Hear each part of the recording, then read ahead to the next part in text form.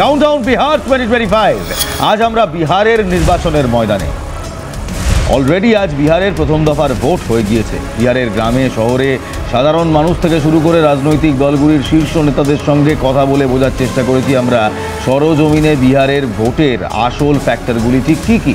আর বিহারের ভোট যুদ্ধের অন্যতম গুরুত্বপূর্ণ দিক সেই সমস্ত আসনগুলি যেগুলি বেলওয়েদার কনস্টিটিউয়েন্সি নামে পরিচিত, সেগুলোর দিকেই আমরা আজ নজর দেব। তার আগে জানা দরকার এই বেলওয়েদার আসন আসলে কি। এগুলো সেই আসন যেখানে ভোটাররা যে প্রার্থীকে জয়ী করেন রাজ্য জুড়ে সেই দলই কিন্তু ক্ষমতায় আসে। মানে ধরুন এ কনস্টিটিউয়েন্সি, এই এ কনস্টিটিউয়েন্সিতে ভোটাররা যে দলকে জয়ী করছে সেই দলই রাজ্যেও ক্ষমতায় আসছে।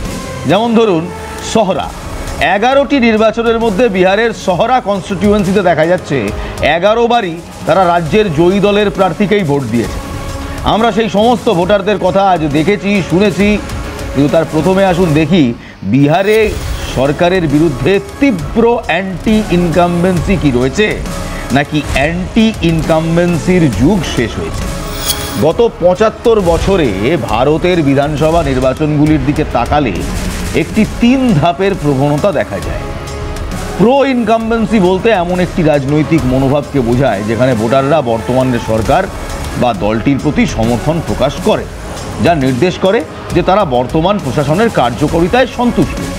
ভোটাররা এই সমর্থনের পরিবর্তন বিভিন্ন প্রেক্ষাপটে দেখা যায় এবং তার ঠিক বিপরীতে থাকে অ্যান্টি ইনকামবেন্সি, সেই মনোভাবের একেবারে উল্টো মনোভাব, যেখানে বর্তমান সরকারের সাথে অসন্তুষ্ট এবং রাজনৈতিক বিরোধী পার্টিকেই সমর্থন করতে ভোটাররা বেশি প্রেফার করে।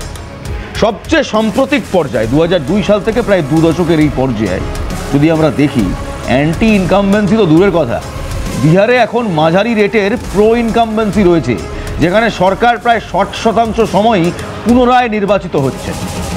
মধ্যবর্তী পর্যায়ে অর্থাৎ 1977 থেকে 2002-এর দিকে যদি চোখ রাখি তাহলে দেখব ভোটারদের মধ্যে তীব্র ক্ষোভ দেখা গিয়েছিল সেই কারণেই মাত্র 33% বার সরকার আবার ক্ষমতায় ফিরতে পেরেছিল।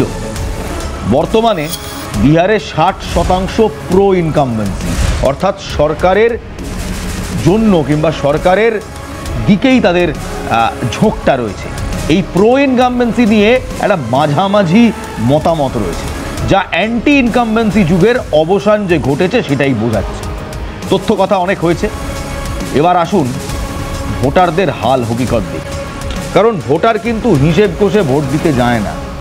আজকেও ভোটাররা হিসেব করে ভোট দিতে যায়নি, সে পরিসংখ্যানের দিকে তাকায় না। ভোটার তার কাছে অনেক বেশি গুরুত্বপূর্ণ সে রোজ তার পাশে যা দেখছে, যা ঘটছে, সেই আসল ছবিটা সে নিজের চোখে কোনো দলের রং মাখানো চশমা না পরে যেটা সে দেখে সেটাকেই সে বিশ্বাস করে এবং সেটায় মাথায় নিয়েই কিন্তু সে ভোট দিতে যায়। বিশ্বাস করুন, বিহার কেন, গোটা ভারতের জনগণ পরিসংখ্যানের থেকে তার চারপাশের আসল ছবিটা দেখেই ভোট দেন। তাহলে বিহারের আসল ছবিটা একবার দেখবেন নাকি? আসুন আজ আপনাদের বিহার ডিকোডেডে বিহারের আসল ছবিটা দেখায়। বিহারের গ্রাম ও প্রত্যন্ত এলাকায় ব্যাপক দারিদ্র্যের চিত্র দেখা যাচ্ছে। মহিলারা মাইক্রো ফাইন্যান্স কোম্পানিগুলির একটি জালে আটকে পড়েছে, একাধিক ঋণ নিচ্ছেন, ঋণ পেতেও তাদের ঘুষ দিতে হচ্ছে। বুঝতে পারছেন, লোন নিচ্ছেন কিন্তু সেই লোন স্যাংশন করাতে ঘুষ দিতে হচ্ছে। একজন মহিলা তো 1 লক্ষ টাকা ঋণের জন্য 30,000 টাকা ঘুষ দিয়েছেন। সুদের হার অত্যন্ত চড়া, মাসিক 5 থেকে 6,000 টাকা পর্যন্ত সুদের হার। গত 15 থেকে 20 বছর ধরে এই প্রথাই চলে আসছে এবং মানুষ এর সঙ্গে মানিয়ে নিচ্ছে। এমনকি সরকারি টাকা সরাসরি ব্যাংক অ্যাকাউন্টে ঢুকলেও দুর্নীতি থেমে থাকছে না। একজন স্কুটার চালক 2.5 লক্ষ টাকা পেয়েছিলেন, কিন্তু ব্যাংক ম্যানেজাররা তাকে টাকা তোলার সময় 50,000 টাকা ঘুষ দাবি করেন। বুঝতে পারছেন, একদিকে দারিদ্র্য, অন্যদিকে দুর্নীতি, এই দুই দয়ে বিহারের মানুষ কিন্তু রীতিমতো জাঁতাকলে পড়েছে। এরপরেও বললে বিশ্বাস করবেন না, বিহারের দুর্নীতি মানুষের জন্য একটি বড় সমস্যা হলেও নির্বাচনের ইস্যু এটা নয়। 2025-এর নির্বাচনের ইস্যু হয়ে উঠতে পারেনি দুর্নীতির প্রসঙ্গ, কারণ ভোটাররা উভয় পক্ষকে সমানে, মহাগঠবন্ধন এবং এনডিএ দুই পক্ষকেই সমানভাবে দুর্নীতিগ্রস্ত বলে মনে করছে। কারণও রয়েছে, লালু প্রসাদ যাদবের সময় ক্যাটল ফডার স্ক্যাম, এবং নীতিশ কুমারের সময় একাধিক স্ক্যাম। দুর্নীতি একদম গ্রাসরুট স্তর পর্যন্ত পৌঁছে গিয়েছে। যেমন ধরুন, রেশনে 5 কেজি শস্যর বদলে 4 কেজি শস্য পাওয়াটা বিহারে একেবারে সিস্টেমের পার্ট। এই পুরোটাই সিস্টেমের অংশ হিসেবে মানুষ মেনে নিয়েছে। মানুষ বুঝেছেন, জব তক রহেগা বিহার মে পাওয়ার তব তক রহেগা ভ্রষ্টাচার। এটা মানুষ একেবারে সহজভাবে বেড়ে দিয়েছে। দুর্নীতির চেয়েও এখানে আরও একটা বড় সমস্যা আছে, এবং সেটা হলো শিক্ষা এবং স্বাস্থ্য পরিষেবা। শিক্ষা এবং স্বাস্থ্য পরিষেবা দুটোরই, বিশ্বাস করুন, বিহারে করুণ অবস্থা। মানুষ শুধু কাজের জন্য নয়, শিক্ষার জন্য এখন বিহার ছেড়ে অন্যত্র যায়। এই হালেই ঘটে যাওয়া বাংলায় এসএসসি পরীক্ষার যে রিটেস্টগুলো হলো, সেখানে যে সংখ্যক বিহারের বাসিন্দা এসে ফর্ম ফিল আপ করেছিলেন, সেখান থেকে এটা একেবারে স্পষ্ট, চাকরি এবং শিক্ষা দুটোই বিহারে খুব একটা ভালোভাবে হয় না। একবার চলে গেলে চাকরির অভাবে তারা আর ফিরেও আসতে চান না। এটাকে মাইগ্রেশন বলে। যে মাইগ্রেশন নিয়ে বাংলার দিকে অনেক নেতারা আঙুল তোলেন, এনডিএর নেতারা, সেই মাইগ্রেশন কিন্তু বিহারেও হয়। এবং বিহারে এই মাইগ্রেশন আসলে দারিদ্র্যের লক্ষ্য। এবার এই যে শিক্ষার কথা বলছিলাম, তাহলে শিক্ষার কথায় আসি। পাটনা বিশ্ববিদ্যালয় একসময় সেরা বিশ্ববিদ্যালয়, নামডাক ছিল। আজ সেখানে বিজ্ঞান কলেজের, অর্থাৎ কলেজ অফ সায়েন্সের যিনি অধ্যক্ষ, বিশ্বাস করুন, তিনি হোম সায়েন্সে এমএ করেছেন। এক বর্ণ মিথ্যে কথা বলছি না আমরা, চাইলে ইন্টারনেটে গিয়ে দেখে নিন। পাটনা কলেজের, বিজ্ঞান কলেজের অধ্যক্ষ হোম সায়েন্সে এমএ করেছেন। এটা আর যাই হোক, শিক্ষার সাফল্যের প্রতীক নয়। এ নিয়ে বড় কন্ট্রোভার্সি হয়েছে।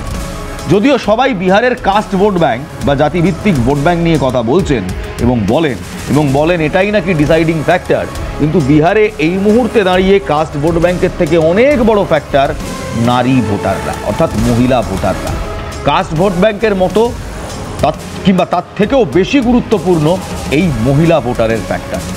1962 সাল থেকে নারী ভোটারদের ভোটদান বিপুল পরিমাণে বেড়েছে বিহারে, এবং এখন মহিলারা পুরুষদের তুলনায় রীতিমতো 5.2% বেশি হারে ভোট দিচ্ছে।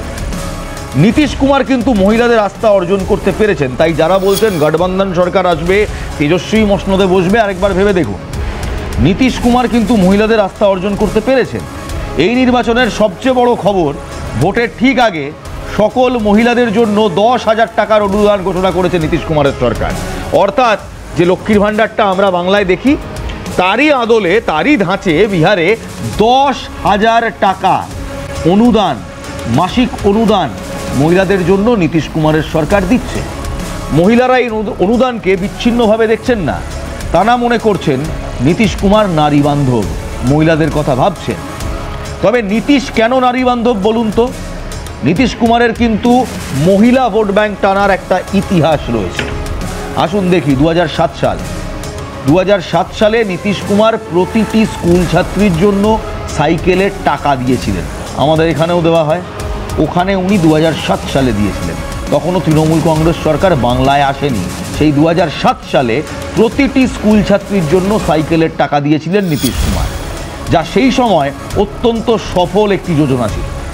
2016 সাল নীতিশ কুমার ঘোষণা করলেন মদ নিষিদ্ধ হবে বিহারে। মূলত মহিলাদের কষ্টের কথা মাথায় রেখে তিনি এই সিদ্ধান্ত নেন। বর্তমানে তিনি মহিলাদের দিচ্ছেন মাসে 10,000 টাকা উপহার। এরপর মহিলা ভোট ব্যাংক আর কোথায় যাবে? কিন্তু এখানেই, যেখানে মহিলা ভোটদান বেশি, সেখানে এনডিএ জেতে। এটা বিহারের ট্রেন্ড।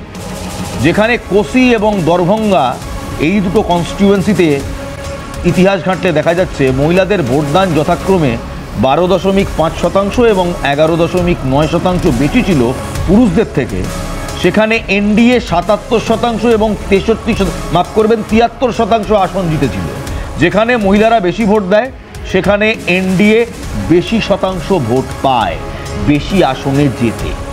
অন্যদিকে পাটনা ও মধ্যপুরুষদের ভোটদান যেখানে বেশি হওয়ার কথা, সেখানে এনডিএর ফল কিন্তু খারাপ হয়েছে। যেমন পাটনা 30%, 23% ছিল, সেখানে কিন্তু মাত্র 23% আসনে জিতেছিল নীতিশ কুমার কিংবা এনডিএর পদপ্রার্থীরা। গ্রামীণ এলাকার দিকে চোখ রাখি চলুন। গ্রামীণ এলাকায় যারা থাকেন তাদের কাছে এই 10,000 টাকাটা কিন্তু গেম চেঞ্জার। তারা বলছেন এই টাকায় তারা সেলাই মেশিন কিনতে পারবেন, গরু কিনতে পারবেন, বাড়ির সরঞ্জাম কিনতে পারবেন। কিন্তু যারা একটু শহরতলিতে থাকেন, কিংবা ছোট ব্যবসা করেন সেই সমস্ত মহিলারা বলছেন যে এই 10,000 টাকা ব্যবসা শুরু বা চালানোর জন্য যথেষ্ট নয় এবং তারা অন্য দলের অফার দেখতে রাজি। অর্থাৎ তেজস্বী যাদব কিংবা মহাগঠবন্ধনের যদি কেউ কোনো অফার দেয় তারা সেটাও শুনবে। তরুণী কিংবা ফার্স্ট টাইম ভোটার্স, প্রথম টাইম ভোটার যারা ফার্স্ট টাইম ভোটার, প্রথমবারের ভোটারদের মধ্যে এই ভাবনা কিন্তু একেবারে তীব্র। তারা বলছেন 10,000 টাকায় কিছু হয় না, এই টাকাটা আমাদের চাই না। তারা বলছেন ভবিষ্যতের জন্য শিক্ষায় বৃহত্তর বিনিয়োগ চাই। তরুণ ভোটাররা, বিশেষ করে নারী কিংবা পুরুষ নির্বিশেষে, তারা এবার বদল চাইছেন।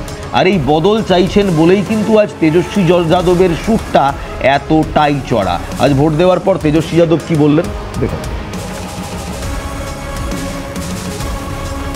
14 को नई सरकार मिलने वाली है। देखिए, हम तो यही कहेंगे कि बदलाव कीजिए, नया बिहार बनाइए, नई सरकार बनाइए। सब लोगों को मिलके नंबर 1 बिहार बनाना है, नया बिहार बनाना है, जहां पढ़ाई, दवाई, कमाई, सिंचाई, सुनवाई और कार्रवाई वाली सरकार हो, भ्रष्टाचार, अपराध मुक्त सरकार हो, जो नौजवानों पर लाठियां ना पीटे, पेपर लीक ना हो, ऐसी सरकार चुने। हम तो कहेंगे कि जिसने नौकरियां दी हैं वही नौकरी देगा, उसी को आप लोग जो है मतदान करने का काम करें। দেখুন, কিন্তু তরুণ ভোটাররা, তেজস্বী যাদব এত কথা বলছেন কারণ তিনি ভাবছেন তরুণ ভোটার, ফার্স্ট টাইম ভোটার, নারী পুরুষ নির্বিশেষে এই ভোটটা তিনি পাচ্ছেন। সত্যি কি তাই? সত্যি তরুণ ভোটাররা নারী বা পুরুষ নির্বিশেষে এইবার বদল চাইছেন। কলেজ ও স্কুলের অবস্থা নিয়ে তারা হতাশ। মাইগ্রেশন ও বেকারত্ব তাদের কাছে সবচেয়ে বড় ইস্যু এবং তারা স্পষ্ট যে কোনো সরকারেরই 5 থেকে 10 বছরের বেশি ক্ষমতায় থাকা উচিত নয়, এটা তাদের বক্তব্য এবং তারা পরিবর্তন চাইছেন। কিন্তু বর্তমানে ভোটাররা এতটাই হতাশ যে তারা কেবল পরিবর্তনের কথা বলছেন না, তারা বলছেন উন্নয়ন আসুক পরিবর্তনের হাত ধরে। শিক্ষার যে করুণ দশা তুলে ধরা হয়েছে, পাটনা সায়েন্স কলেজের অধ্যক্ষের হোম সায়েন্সের MA ডিগ্রি থাকার ঘটনাটি বর্তমানে এই রাজ্যে যে নৈরাজ্য রয়েছে শিক্ষা ব্যবস্থায় সেটা একেবারে সরাসরিভাবে প্রকাশ করেছে। শুধু তাই নয়, মহিলাদের সমর্থন সত্ত্বেও নির্বাচনের গল্প এখনও শেষ হয়নি। এনডিএ কিন্তু দুর্বল অবস্থায় রয়েছে। বিহার একটি সুইং স্টেট কিংবা সেন্সিটিভ রাজ্য। এনডিএর ক্ষমতা হারানোর জন্য ভোটের শতাংশ সুইং প্রয়োজন, মাত্র 3% সুইং প্রয়োজন।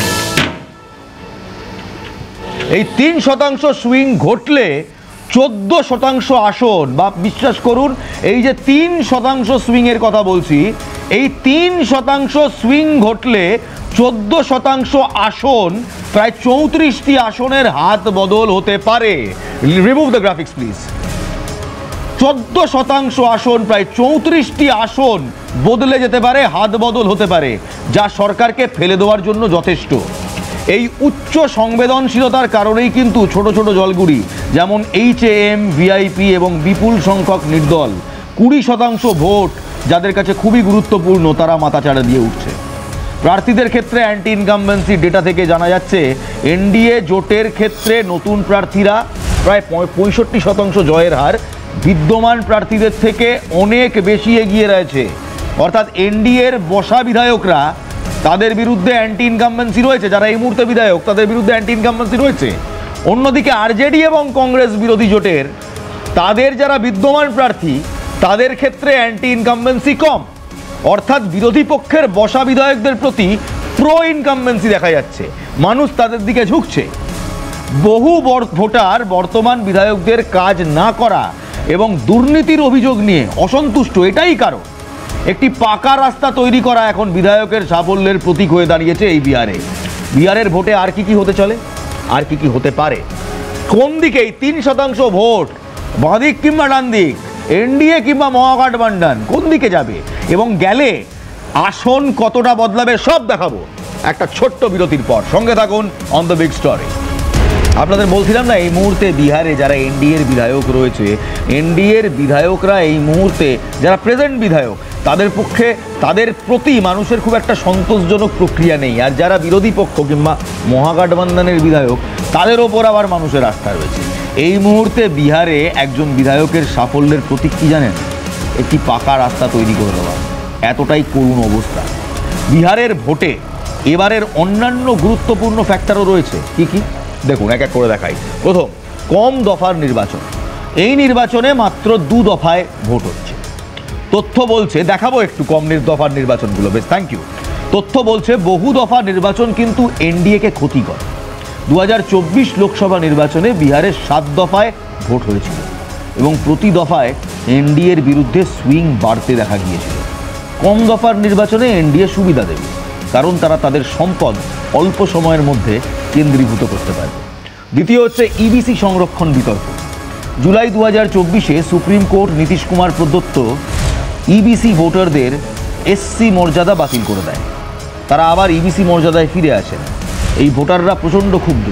প্রায় 90% ইবিসি ভোটাররা বলছেন তারা নীতিশকে ভোট দেবেন না, কারণ তারা তফসিলি জাতি হিসেবে সংরক্ষণ হারিয়েছেন।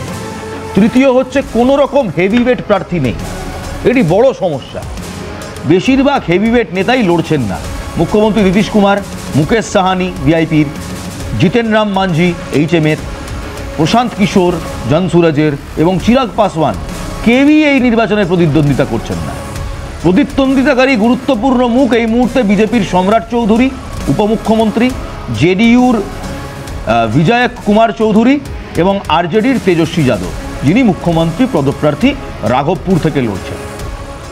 4 নম্বর ফ্যাক্টর, নীতিশ কুমারের মুখ্যমন্ত্রী পদপ্রার্থী হিসেবে ঘোষণায় বিলম্ব। অনেক ভোটাররা, বিশেষ করে মহিলা ভোটাররা, এনডিএর জন্য নয় বরং নীতিশ কুমারের জন্য ভোট দিচ্ছেন, কারণ নীতিশ তাদের জন্য কাজ করেছে, 10,000 টাকার অনুদান দিয়েছে। অর্থাৎ এনডিএ ফ্যাক্টর নয়, নীতিশ ফ্যাক্টর। মুখ্যমন্ত্রী হিসেবে তারা চান নীতিশকে দেখতে, কিন্তু মুখ্যমন্ত্রী হিসেবে তার নাম ঘোষণা করতে দেরি হওয়ায় এবং অমিত শাহর মন্তব্য যে নীতিশ নির্বাচন পর্যন্ত মুখ্যমন্ত্রী থাকবেন, তারপর দেখা হবে, এই সমস্ত কিছু কিন্তু ইঙ্গিত দিচ্ছে যে নির্বাচনের পর নীতিশ আর মুখ্যমন্ত্রী নাও থাকতে পারে, যা এনডিএকে আঘাত করতে পারে এবং এই মহিলা ভোটারদের নীতিশ যেহেতু মুখ্যমন্ত্রী না থাকার একটা সংশয় তৈরি হয়েছে, তাই পিছিয়ে আসতে বাধ্য করছে। একেবারে শেষ কথায় আসি। এই নির্বাচনে মূল প্রশ্ন হলো মহিলারা কাকে ভোট দিচ্ছেন। মহিলাদের ভোট কি জাতপাতের ভোটের চেয়ে বড় হবে এবং সেটাই কি নির্ণায়ক ফ্যাক্টর হবে?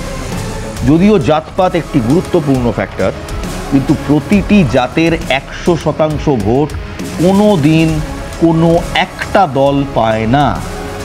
লোকসভা নির্বাচনের ভিত্তিতে বিজেপি এগিয়ে থাকলেও নীতিশ কুমারকে মুখ্যমন্ত্রী করা হবে কি করা হবে না, সেই অনিশ্চয়তা তাদের ভোট নষ্ট করতে পারে।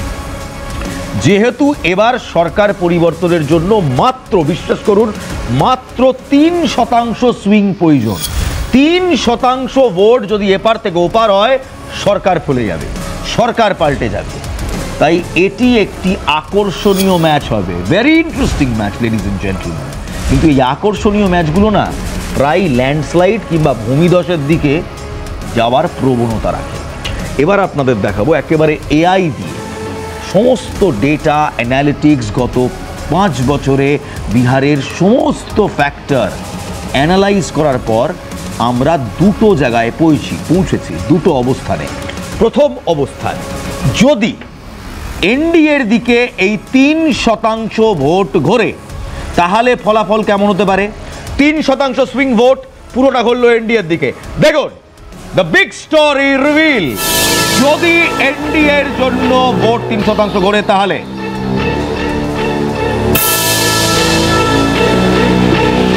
যদি ভোট 3% এনডিএর জন্য ঘোরে, এনডিএর হাতে থাকতে পারে প্রায় 140 আসন এবং মহাগঠবন্ধনের হাতে থাকতে পারে 90টি আসন। যদি 3% ভোট সুইং ঘোরে এনডিএর দিকে, এবার আসুন, এটা তো গেল এনডিএর কথা।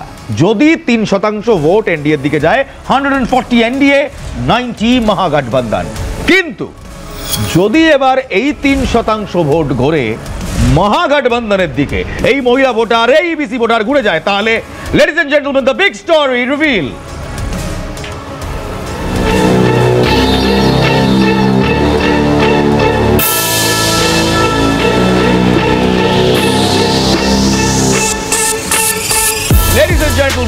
যদি মহাগঠবন্ধনের দিকে 3% ভোট সুইং করে, এনডিএ স্টপস অ্যাট 110, মহাগঠবন্ধন 120 এবং এই সময় যদি এই রকম একটি ফলাফল হয় তখন কিন্তু পুরো শ্রেয় যাবে ইন্ডিপেন্ডেন্ট এবং জন সুরজের হাতে। তারা কোন দিকে যাবে সেদিকেই থাকবে চোখ। আজকে মোটামুটি বিহার ইলেকশনের প্রথম পর্বের পর বিহারের সমস্যা, বিহারের ট্রেন্ডস এবং বিহারের এই 3% ভোট কোন দিকে ঘুরলে কার তক্তা কিভাবে পাল্টে যেতে পারে সেটা দেখালাম। বাকি জনতা জনার্দন তারাই ফেসলা করবে। সব ঠিক বা না? আজ এখানেই শেষ করছি। ভালো থাকবেন, ভালো রাখবেন। জয় হিন্দ।